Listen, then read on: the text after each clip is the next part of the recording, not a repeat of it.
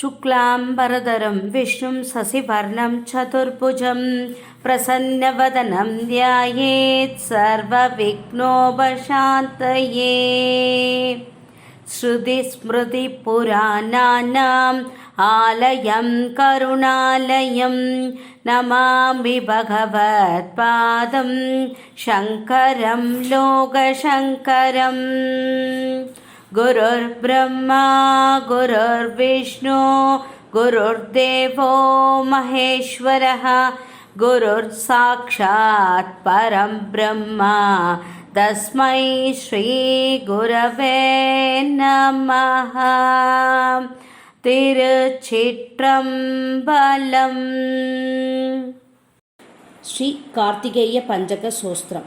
विमल निज पदाब्जं वेद वेदांत वेद्यं मम कुल गुरुनाथं वाद्यगान प्रमोदं रमण सुगुण जालं रंगराट्पागिनेयं कमल जनुत पादं कार्तिकेयं नमामि। कमल जनुत पादं कार्तिकेयं नमामि। शिवसरवनजातं शैवयोगप्रभावं भवहितगुरुनाथं भक्तवृन्दप्रमोदं नवरसमृतपादं नादह्रीङ्काररूपं कवनमधुरसारं कार्तिकेयं भजामि।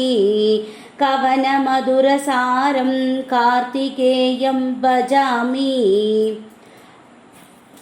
भागारादिसुधामुगाब्जमधुबं बालेन्दुमौलीश्वरं लोकानुग्रहकारणं शिवसुतं लोकेशतत्त्वप्रदं रागाचन्द्रसमानचारुवदनम् अम्बोरुहवल्लीश्वरं ह्रीङ्कारप्रणवस्वरूपलहरीं श्रीकार्तिकेयं भजे। ह्रीङ्कारप्रणवस्वरूपलहरीं श्रीकार्तिकेयं भजे। महादेवाजातं शवनभवं मन्द्रशरभं महत्तत्त्वानन्दं परमलहरी मन्द्रमधुरं महादेवादीदं सुरगणयुधं मन्द्रभरदं गुहं वल्लीनादं मम हृदि भजे कृत्रकरीशम्।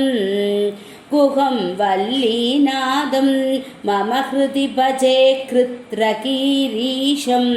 नित्यागारं निखिलवरदं निर्मलं ब्रह्मतत्त्वं नित्यं देवैर्विनुतचरणं